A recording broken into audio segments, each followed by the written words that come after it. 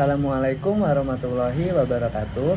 Hello everyone, perkenalkan saya Canggih Trisatria dengan NIM 11230150000009 dari kelas IPS 1A, dan saya selaku ketua dari kelompok 2 akan menjelaskan materi tentang tawakal, teori dan praktis dalam pembelajaran.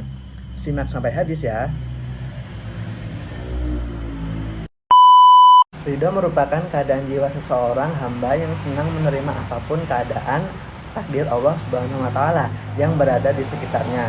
Dikasih nikmat atau musibah sama saja, ia akan menjadikan keduanya menjadi manfaat atau kebaikan bagi dirinya dan orang-orang yang ada di sekitarnya dari masa ke masa. Pembelajaran dipahami sebagai suatu proses belajar peserta didik yang dibimbing, diasuh, dan diarahkan oleh guru dalam rangka mencapai tujuan dari tidak tahu menjadi tahu, dari tidak bisa menjadi bisa, dari salah menjadi benar, dan seterusnya. Pada kali ini ada 4 pembahasan. Yang pertama, bagaimana Anda bisa menjelaskan seorang pelajar dapat ridho dalam belajar sehingga ia mendapatkan ridho Allah Subhanahu wa Ta'ala dalam belajarnya. Untuk mendapatkan ridho Allah Subhanahu wa Ta'ala dalam belajar, beberapa hal yang dapat dilakukan antara lain. Yang pertama, belajar dengan niat ikhlas karena Allah. Niatkan bahwa kita belajar untuk menuntut ilmu yang bermanfaat, bukan hanya untuk mencari kedudukan atau pujian dari manusia. Yang kedua, belajar dengan sungguh-sungguh dan tekun. Berusahalah semaksimal mungkin dalam belajar dan jalani prosesnya dengan penuh kesabaran. Allah menyukai hambanya yang bersungguh-sungguh dalam menuntut ilmu. Yang ketiga, menjaga adab dan akhlak yang baik dalam belajar.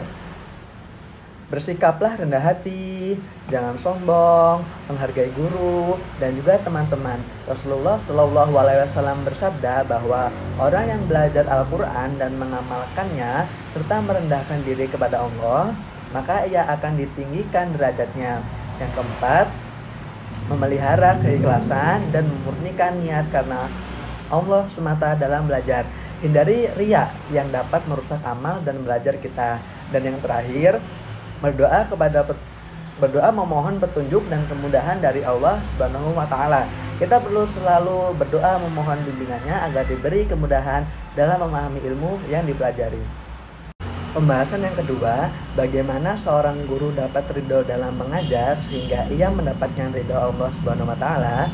Guru yang ridho dalam mengajar dapat menciptakan suasana belajar yang menyenangkan dan efektif. Berikut adalah beberapa strategi yang dapat membantu guru untuk mencapai keadaan tersebut. Yang pertama, mengembangkan rencana pelajaran.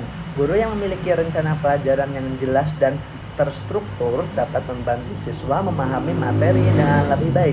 Yang kedua, menjadwalkan pelajaran. Guru yang menjadwalkan pelajaran dengan baik dapat membantu siswa mempersiapkan diri dengan lebih baik dan mengurangi kecemasan siswa. Yang ketiga, manajemen waktu. Guru yang mampu mengatur waktu dengan baik dapat membantu siswa memahami materi dengan lebih baik dan mengurangi kecemasan siswa pula. Yang keempat, manajemen kelas. Guru yang mampu mengelola kelas dengan baik dapat menciptakan suasana belajar yang kondusif dan menyenangkan. Seorang guru yang mengajarkan muridnya, ia membagikan ilmu bermanfaat yang ia memiliki dengan harapan mendapat ridha Allah Subhanahu wa Ta'ala. Pembahasan yang ketiga, apa saja hikmah bagi seorang pelajar yang ridho kepada Allah Subhanahu wa Ta'ala? Hikmah bagi seorang pelajar yang ridho kepada Allah Subhanahu wa Ta'ala antara lain, yang pertama, ketenangan pikiran. Pelajar yang ridho kepada Allah Subhanahu wa Ta'ala akan memiliki ketenangan pikiran karena mereka percaya bahwa segala sesuatu yang terjadi dalam hidup mereka adalah kehendak Allah Subhanahu wa Ta'ala. Yang kedua, rasa syukur. Pelajar yang ridho kepada Allah Subhanahu wa Ta'ala akan memiliki rasa syukur yang tinggi terhadap segala nikmat dan kesempatan yang diberikan kepadanya.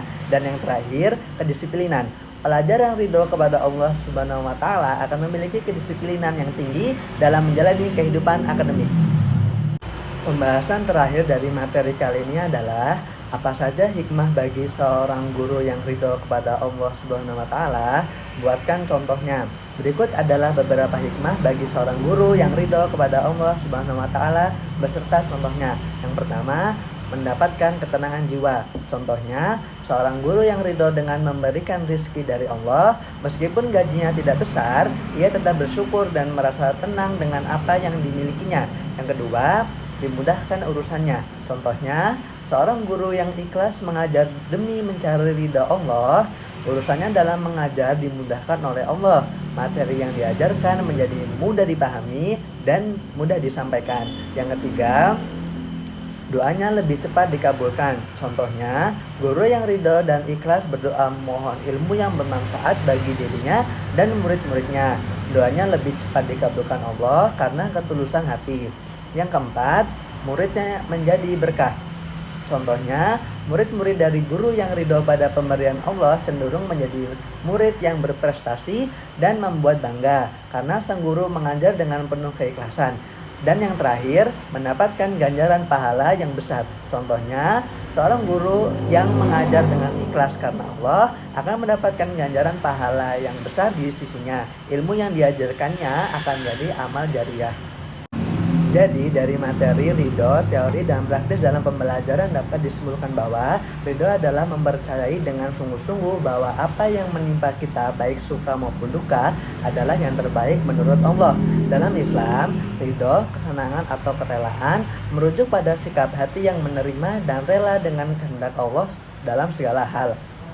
Seorang guru yang mengajar dengan ridho adalah sosok yang hadir dengan sepenuh hati.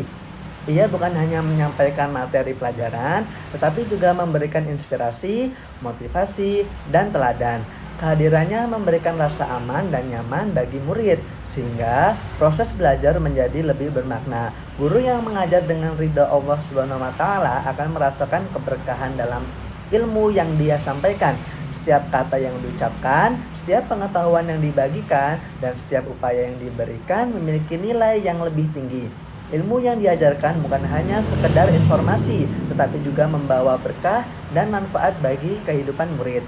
Guru yang ridho kepada Allah SWT akan merasakan hikmah dalam setiap aspek tugas mengajarnya. Ketika dia bersyukur atas kesempatan menjadi agen perubahan dalam kehidupan siswa, hal itu menjadi amal yang diakui oleh Allah.